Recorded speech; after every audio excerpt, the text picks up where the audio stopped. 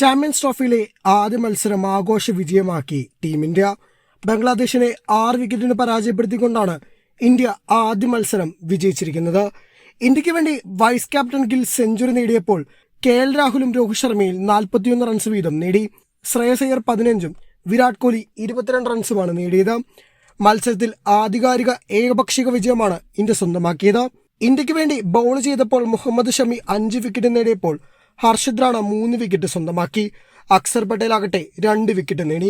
ആദ്യം ബാറ്റ് ചെയ്യാനുള്ള ബംഗ്ലാദേശിന്റെ തീരുമാനം തെറ്റാണെന്ന രീതിയിൽ തെളിയിക്കുന്ന തുടക്കമാണ് ലഭിച്ചത്.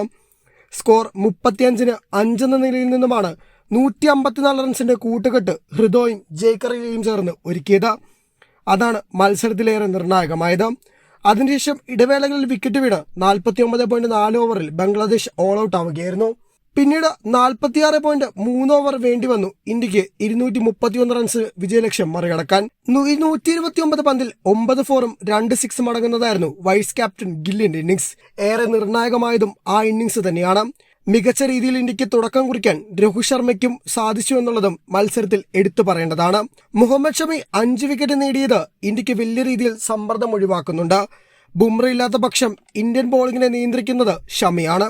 അതുകൊണ്ട് ഷമിയുടെ ഫോമിനും ഫിറ്റ്നസിനെയും ചോദ്യം ചെയ്തവർക്ക് മുന്നിൽ വലിയ മറുപടിയാണ് ഷമി ഒരുക്കിയത്.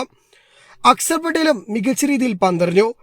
ഇന്ത്യ സ്പിന്നാധിപത്യത്തോടുകൂടെ കളി ജയിക്കുമെന്ന് പലരും വിചാരിച്ചിരുന്നു. എന്നാൽ മത്സരത്തിലേറെ നിർണായകമായത് റാണയുടെ പ്രകടനവും കൂടിയാണ്. 7.4 ഓവറിൽ 31 റൺസ് വഴങ്ങി 3 പ്രധാന വിക്കറ്റുകളാണ് റാണ സ്വന്തമാക്കിയത്. അക്സർ പട്ടേൽ 9 ഓവറിൽ 1 മെയ്ഡനടക്കം 43 റൺസ് വഴങ്ങി 2 വിക്കറ്റും സ്വന്തമാക്കി. നിർണായക ഹാട്രിക് ആകട്ടെ അക്സർ പട്ടേലിന് നഷ്ടമാവുകയും ചെയ്തു. ഇന്ത്യക്ക് വലിയ രീതിയിൽ വിമർശനങ്ങളും ഒരു ഭാഗത്തു നിന്നും ഉയരുന്നുമുണ്ട്.